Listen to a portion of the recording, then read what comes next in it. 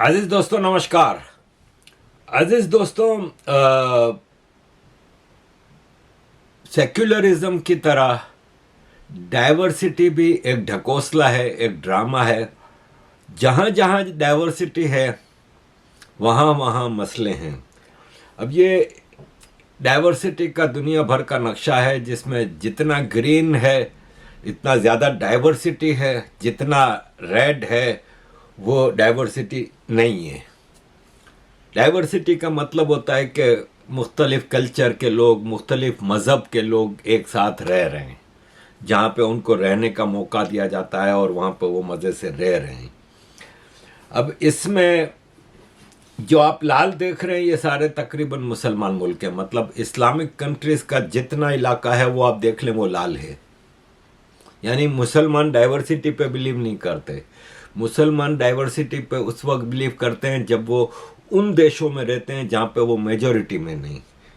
जहाँ पे वो मेजॉरिटी में हैं वहाँ पे वो डाइवर्सिटी पे बिलीव नहीं करते, अपना सब कुछ चलाते हैं। इसमें एक चीज़ है कि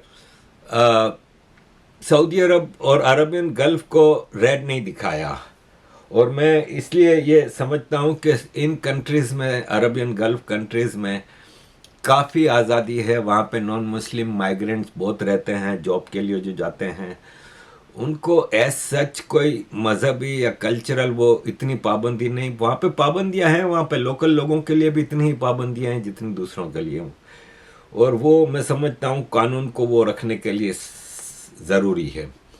भारत को येलो दिखाया है। येलो का मतलब ये होता है कि ठीक है, मीडियम में आ जाता है, ठीक है।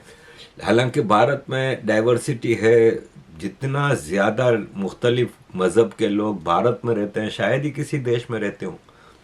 जितना ज़्यादा कल्चरल डाइवर्सिटी है भारत में इतनी तो शायद ही कहीं दुनिया में हो।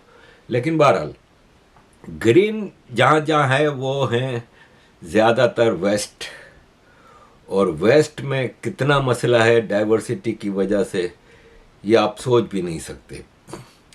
अजीज़ दोस्तों, 2025 में पाकिस्तान से यूरोप जाने वालों की तादाद 8 लाख थी, जबकि पाकिस्तान से अफ़गानिस्तान माइग्रेट करने वालों की तादाद 0 थी। भाई, मज़हब इस्लाम आपको इतना प्यारा है, आप शरीयत, यहाँ पे यूरोप में आते हैं, आप यहाँ पे सेटल होने के बाद आपको शरीयत याद आती है और आप यहाँ शरीयत लाना चाहते हैं, तो ऑलरेडी अफ़गानिस्तान में शरीयत है, वहाँ क्यों नहीं जाते हो? सोचने वाली बात है ना कि अफ़गानिस्तान में फुल शरीयत मौजूद है, वहाँ क्यों नहीं जाते, यहाँ आते हैं। मेरी अभी पिछले दिनों एक रिश्तेदार का फ़ोन आया था, दूर का रिश्तेदार, और उसने कहा कि आप इस्लाम के ख़िलाफ़ इतना बोलते हैं कि मैं बर्दाश्त नहीं कर सकता, इसलिए ख़बरदार है कभी किसी रिश्तेदार को फ़ोन किया या किसी से कांटेक्ट रखा। हालांकि मैं तो किसी से कांटेक्ट में हूँ ही नहीं, ज़माना हो गया, ना वो मुझे फ़ोन करते हैं ना आप। तो मैं उस वक्त, और वो रहते हैं वेस्ट में मेरे रिश्तेदार, तो मैं ये सोच रहा था कि इनको इतना इस्लाम से मोहब्बत है और सेटल्ड भी हैं और मिलियनर भी हैं, प्रॉपर्टियाँ हैं, सब कुछ है वेस्ट में, तो क्यों नहीं सऊदी अरब मूव हो जाते? सऊदी अरब में भी वीज़ा, गोल्ड वीज़ा, फलान टुमकान वीज़ा मिलता है, वहाँ क्यों नहीं चले जाते? अगर अफ़गानिस्तान से मसला है तो वहाँ पे भी अपॉर्चुनिटीज़ हैं। मक्का मदीना के पास घर खरीदें आराम से, वहाँ पे 2-4 प्रॉपर्टियाँ और ख़रीद के किराए पे चढ़ा दें, बिजनेस करें, फर्स्ट क्लास अपॉर्चुनिटीज़ हैं। तो इनको इस्लाम नहीं चाहिए होता है। वेस्ट में क्या कर रहे हैं? यहाँ पे कौन सा इस्लाम है? आपको आज़ादी ज़रूर है। खैर, ये तो एक ज़िमनी बात थी। इन लोगों का मसला ये है कि ये वहाँ से लोग कहते हैं कि पाकिस्तान से या बांग्लादेश से या कहीं से आते हैं तो इनकी मदरसा एजुकेशन इतनी होती है कि वो यहाँ आके एडजस्ट नहीं हो पाते। लेकिन ये आपके सामने एक उदाहरण है। लेबर पार्टी की मेयर थी नाहिद इजाज, इनका बेटा एक 15 साल लड़की का रेप करता है और उसकी फिल्म बनाता है अपने घर में। और जब बात आती है पुलिस की तरफ, तो पुलिस जब इनके घर पे जाती है तो इसकी माँ दरवाज़ा खोलती है, पुलिस कहती है हमें तलाशी लेनी है और तुम्हारे बेटे के खिलाफ ये आरोप है। तो ये उर्दू में चीख के अपने बेटे को कहती है कि वो वीडियो मिटा दो अपने मोबाइल से। आप अंदाज़ा लगाएं, मेयर है। हम रोते हैं कि पाकिस्तान से मदरसा एजुकेशन, यहाँ भी मदरसा है भाई, यहाँ पे भी हर मस्जिद में मदरसा बना हुआ है। रोज़ शाम को छोटे छोटे मासूम बच्चे स्कूल से निकल के घर जाते हैं, खाना खाते हैं, फिर अरबी जुब्बा लड़कों को पहना दिया, लड़कियों को हिजाब पहना दिया, पूरा वो करके बस्ता लटकाए मस्जिद में जा रहे हैं। मस्जिद क्या सिखाता है? बस पहला सबक तो यही सिखाता है कि तुम भाई सबसे बेहतर हो, बाकी सब तो कचरा है, वो कचरा साफ करना तुम्हारी जिम्मेदारी है। अब वो छुरी से साफ करो कि जबान से साफ करो। तो आप, ये मेयर का हाल है। ये केस फिर अदालत में गया और अदालत ने अब 12 साल की सज़ा दी है इस लड़के को। एक माइनर 15 साल की लड़की का रेप करना, फिल्म बनाना, ये 2 अलग अलग आरोप है, मैं बता दूं। एक 3 आरोप हैं, रेप है और अंडर एज रेप, गर्ल का रेप है, और फिल्म बनाना। और माँ का आरोप है कि उसने एविडेंस छुपाने की कोशिश की। सबसे बेगैरती की इंतहा देखें कि इस औरत को पता था कि मेरे बेटे ने रेप किया है और उसकी फिल्म भी बनाई है। कुछ खुद सजा देती नहीं, लेकिन यहाँ पे यही हिसाब किताब है। इसकी जगह इसकी लड़की होती और किसी के साथ संबंध होते ना, तो लड़की की ऑनर किलिंग कर चुके होते ये लोग। ये इतने बेगैरत किस्म के लोग हैं। मेयर बनने का मतलब ये है कि आपने यहाँ पे एक अच्छा खासा वक्त गुजारा है इस सोसाइटी में, इसके बाद आपका ये हाल है। तो इसको सिर्फ 3 साल की सज़ा हुई है, और यहाँ के कानून के मुताबिक लड़के को जो 12 साल की सज़ा हुई है वो कम हो के 8 साल हो जाएगी, हो सकता है 5-6 साल में छूट जाए, और ये औरत भी कुछ महीने रह के पेरोल पे या बेल पे आ जाएगी। ये यहाँ के कानून की जो मैं कहता हूँ खराबियाँ हैं ना, ये ऐसे लोगों को सख्त से सख्त सज़ा देनी चाहिए। भाई देखें, रिपोर्ट करो सीधा सीधा, मैं फ्रेंच नेशनल हूँ। मुझे जब लोग कहते हैं ना कि ओथ लेते हैं, जब फ्रेंच या कोई नेशनलिटी आप लेते हैं तो आपको ओथ होगी। ओथ, मेरी बीवी ब्रिटिश है, जब उसको ब्रिटिश नेशनलिटी मिली थी तो वो गई थी नेशनलिटी की सर्टिफिकेट लेने, तो ओथ लिया था कि हम ब्रिटिश, उस वक्त क्वीन थी, क्वीन एलिजाबेथ, तो ब्रिटिश क्वीन के वफादार रहेंगे फलान ढूंढकर। मुझे खैर ओथ वो तो नहीं लिया था क्योंकि मैं उस वक्त बेल्जियम में रहता था। नेशनलिटी मैंने फ्रेंच एम्बेसी ब्रसल्स में अप्लाई की थी, और मुझे फ्रेंच एम्बेसी ने 1 साल बाद कॉल करके कहा कि आपकी नेशनलिटी पास हो गई, आ जाए आप अपनी नेशनलिटी सर्टिफिकेट ले लें। तो मैं फ्रेंच एम्बेसी गया था, वहाँ पर मुझसे उन्होंने एक पेपर पे साइन लिया था जिसमें कंडीशंस थी कि आप ये चीज़ें करोगे तो आपकी नेशनलिटी हम वापस ले लेंगे। उसमें मतलब बहुत ही ख़तरनाक किस्म का कोई क्राइम करोगे, टेररिज्म करोगे, फ्रेंच इंटरेस्ट के ख़िलाफ़ काम करोगे, यानी अगर एक मिसाल है फ्रांस की जंग चल रही है किसी के साथ, तो आप उस जिससे जंग चल रही है उसकी मदद करोगे, इस टाइप की चीज़ें थी। तो ये कितना गलत घिनौना काम है। नेशनलिटी वापस लो, भेजो सालों को। इसी तरह 2 यहूदियों को लंदन में छुरा मारा एक सोमालियन ओरिजिन के आदमी ने। यहाँ का मतलब बीबीसी न्यूज़ और जो लेफ्ट इंक्लाइंड मीडिया है ना, वो खबर इस तरह से दिखाता है कि एक सर्टेन ग्रुप ऑफ पीपल को, एक मज़हब के मानने वालों को बचा लेता है। खबर यह आई कि एक ब्रिटिश मैन ने 2 यहूदियों के ऊपर हमला किया छुरी से, वीडियो वायरल है। अब क्या है कि पहली बात तो ये कि वो आदमी ब्रिटिश नेशनल ज़रूर है लेकिन सोमालियन ओरिजिन का है। पुलिस ने इसको पकड़ा, और ये उसी इलाके में हुआ जहाँ पे 3 पाकिस्तानियों ने यहूदियों की एम्बुलेंसों को आग लगाई थी पिछले महीने। उसी इलाके में हुआ है, गोल्डर्स ग्रीन का इलाका है। पुलिस ने इसको गिरफ्तार किया। बाद में आइडेंटिटी आई कि ये सोमालियन ओरिजिन का ब्रिटिश नेशनल ज़रूर है, और इसने 2008 में एक ब्रिटिश पुलिस ऑफिसर दो ब्रिटिश पुलिस ऑफिसर के ऊपर छुरी से हमला किया था, जिससे वो काफ़ी जख्मी हुए थे, और एक पुलिस डॉग के ऊपर भी हमला किया था छुरी से, जिस पे इसको मेरा ख्याल है 9 साल की सज़ा हुई थी। वापस इसने अब 2 यहूदियों पे छुरी से हमला किया। पहला सवाल तो ये है कि जब इसने 2 पुलिस वालों पे हमला किया छुरी से, सज़ा के बाद आपने इसको रिपोर्ट क्यों नहीं किया भाई? दूसरा सवाल ये है कि ये दुबला पतला आदमी जेल में जाता है तो दुबला पतला होता है 2008 में, और अब इतना मोटा हट्टा कट्टा।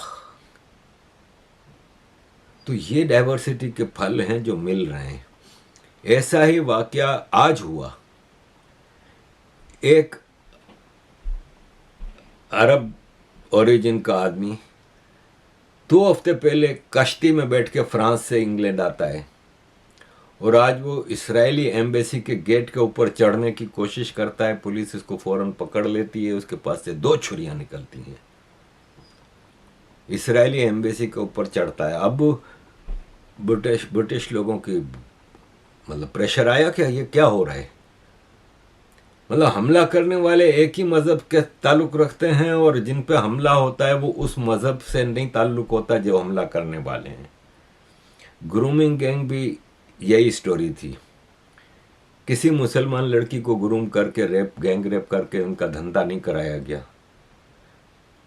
ग्रूमिंग गैंग बनाने वाले, लड़कियों का रेप करने वाले, लड़कियों से धंधा कराने वाले, उनकी वीडियोस बनाने वाले, उनके ऊपर अत्याचार करने वाले एक ही मज़हब से ताल्लुक़ रखते थे, और वो लड़कियों का उस मज़हब से नहीं ताल्लुक़ होता था, बाकी सारे मज़हब के, ख़ास तौर पे क्रिश्चियन गौरी लड़कियों का।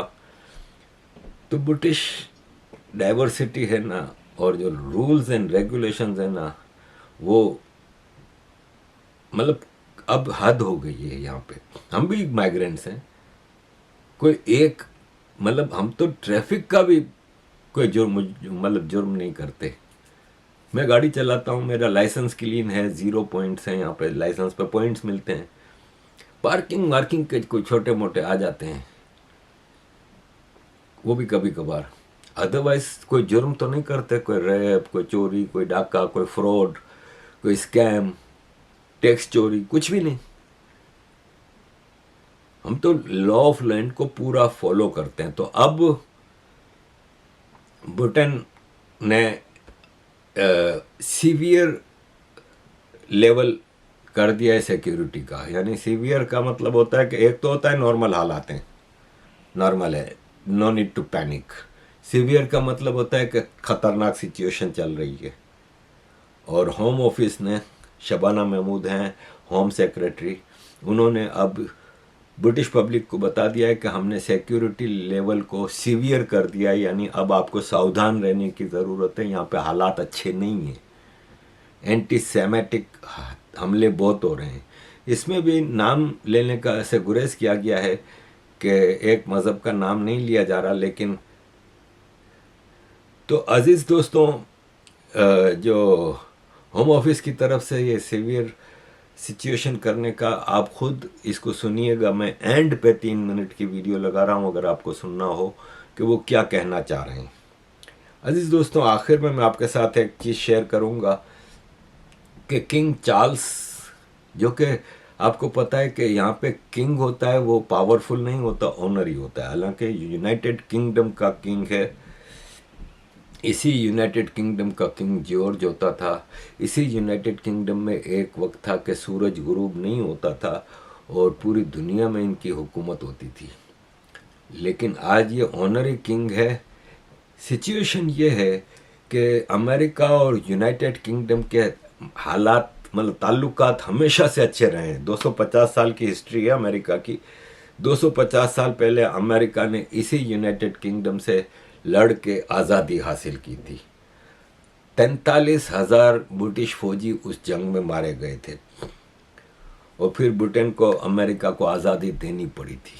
इसके बाद से इन दोनों के ताल्लुकात दुनिया में शायद सबसे ज़्यादा करीबी अगर किसी 2 कंट्री के ताल्लुकात रहे हैं तो वो यूके और यूएसए के रहे हैं पिछले 250 सालों में। दोनों मिलजुल के हर चीज़ करते हैं। ट्रंप के आने के बाद इस ताल्लुकात में दरार पड़ गई। पहली बार हमने देखा कि पॉलिसीज़ में काफ़ी इख्तलाफात आए।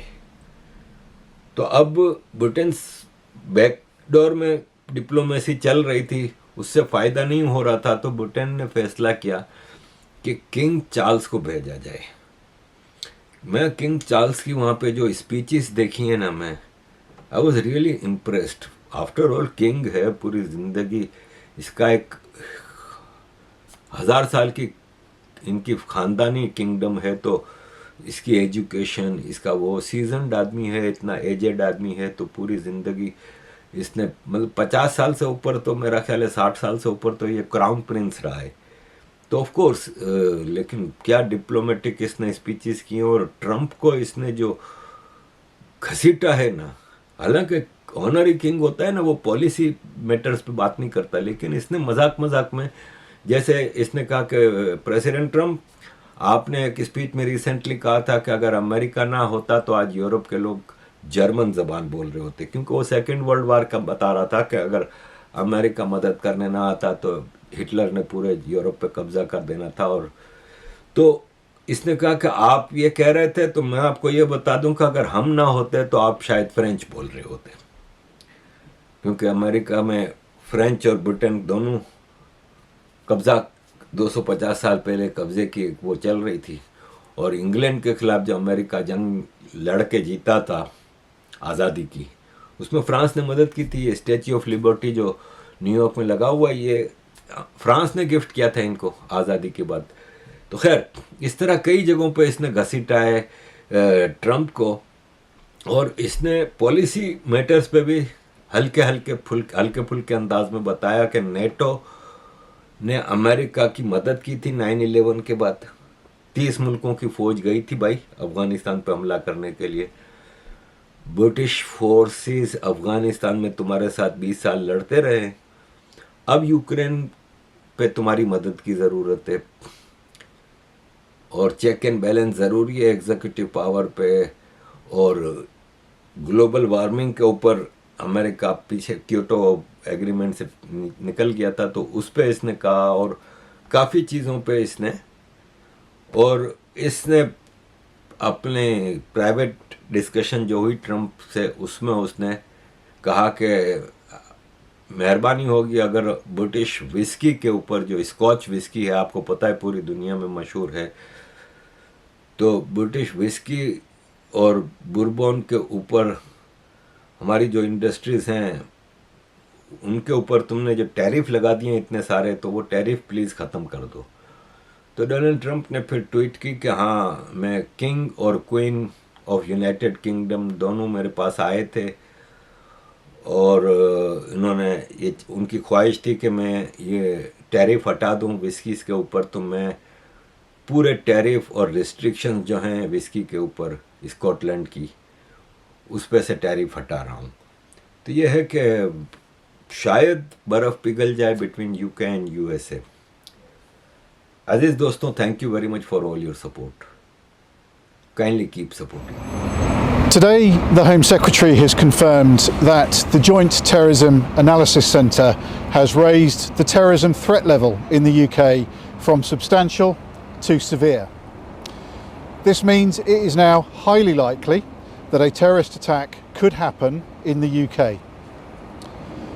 As we've seen, the UK has been experiencing a gradual increase in terrorist threats for some time, driven by a rise in both Islamist and extreme right-wing terrorism. Our casework is increasing across a number of ideologies, and within that we are seeing an elevated threat to Jewish and Israeli individuals and institutions in the UK. We're also working against an unpredictable global situation that has consequences closer to home, including physical threats by state-linked actors. Following yesterday's horrific terrorist attack and incidents targeting the Jewish community across the country, there is already an enhanced police response in place, and all police forces will be reviewing this in light of the change in the threat level.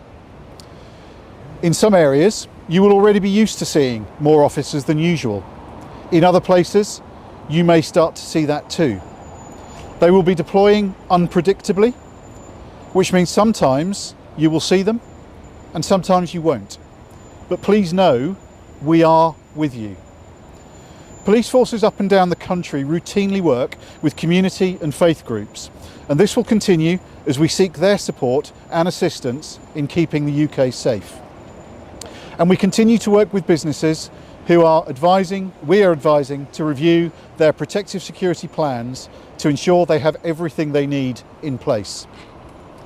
And I want you to know we have the full range of counter-terrorism tactical options at our disposal, and these will be deployed nationally and without hesitation wherever we see fit. And alongside our partners, we are reviewing our casework, live investigations and subjects of interest. Now, many of you will be wanting to know what you are being asked to do following the change in threat level. And I understand that this announcement may cause you concern, but I ask that you be alert but not alarmed. Police officers and staff, together with our security service partners, will continue to work both day and night to protect you against the threat of terrorism. Every year, we receive thousands of calls and online reports from people concerned about possible terrorist activity. Those reports provide us with the intelligence that can be turned into action. Our efforts succeed because we have your support.